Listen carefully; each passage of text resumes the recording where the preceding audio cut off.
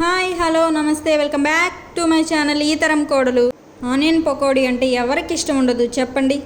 మనందరికీ ఇష్టమైన ఆనియన్ పకోడీ క్రిస్పీగా ఎలా తయారు చేసుకోవాలో మనం ఈ వీడియోలో చూద్దాం. అంతకంటే ముందుగా మన ఛానల్ని ఎవరైనా ఫస్ట్ టైం చూస్తున్నట్లయితే ఛానల్ని సబ్స్క్రైబ్ చేసుకోండి. అలాగే ఈ వీడియో కనుక మీకు నచ్చినట్లయితే లైక్ చేయండి. లైక్ చేసినట్టయితే ఎక్కువ మందికి రీచ్ అయ్యే అవకాశం ఉంటుంది. ఈ వీడియోలో మనం ఆనియన్ పకోడీ ఎలా చేసుకోవాలో చూసేద్దాం. దానికోసం ముందుగా మనం ఆనియన్స్ పచ్చిమిర్చి కట్ చేసుకొని రెడీగా పెట్టుకుందాం. నేను ఒక పెద్ద సైజ్ ఆనియన్ తీసుకున్నానండి. ఒక పెద్ద సైజ్ ఆనియన్ సన్నగా కట్ చేసుకుందాం. మనం పిండి కలుపుకునే దాన్ని బట్టి ఆనియన్స్ కొంచెం ఎక్కువగా అయినా వేసుకోవచ్చు. ఒక పెద్ద సైజ్ ఆనియన్ని సన్నగా కట్ చేసుకున్న తర్వాత పచ్చిమిర్చిని కూడా సన్నని ముక్కలుగా కట్ చేసుకుందాం. అదేవిధంగా ఒక చిన్న అల్లం ముక్క బాగా దంచి వేసుకుందాం. అప్పుడే పిండిలో బాగా కలిసిపోతుంది. ఇప్పుడు ఆనియన్స్ పచ్చిమిర్చి మనం దంచి పెట్టుకున్న అల్లం ముక్క ఒక గిన్నెలోకి వేసుకొని కావలసినంత శనగపిండి వేసుకొని బాగా కలుపుకుందాం. ఆనియన్స్లో వాటర్ ఉంటాయి కదా, వాటర్ అంతా బయటకు వచ్చేలాగా. అదేవిధంగా పిండిలోనే కొంచెం ఉప్పు వేసుకొని ఆనియన్స్లో వాటర్ అంతా బయటకు వచ్చేలాగా బాగా కలుపుకుందాం. ఇలా బాగా కలిపిన తర్వాత ఆనియన్లోని వాటర్ అంతా పిండికి పట్టేలాగా కలుపుకుందాం.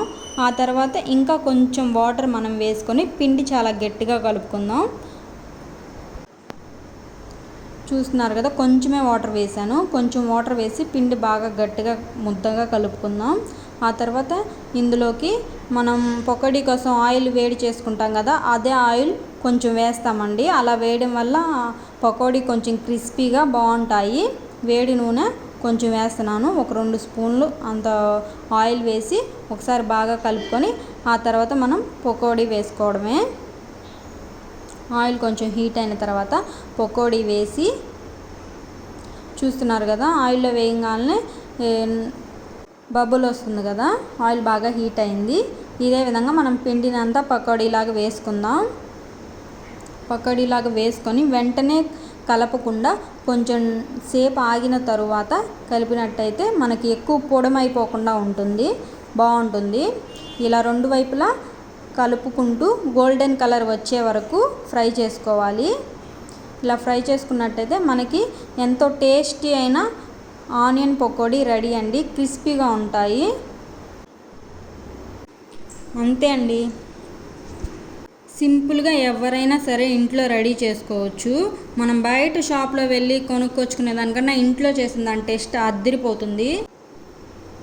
చూస్తున్నారు కదా, బాగా ఫ్రై అయిపోయాయి గోల్డెన్ కలర్లో, బాగా టేస్టీగా కూడా ఉన్నాయి.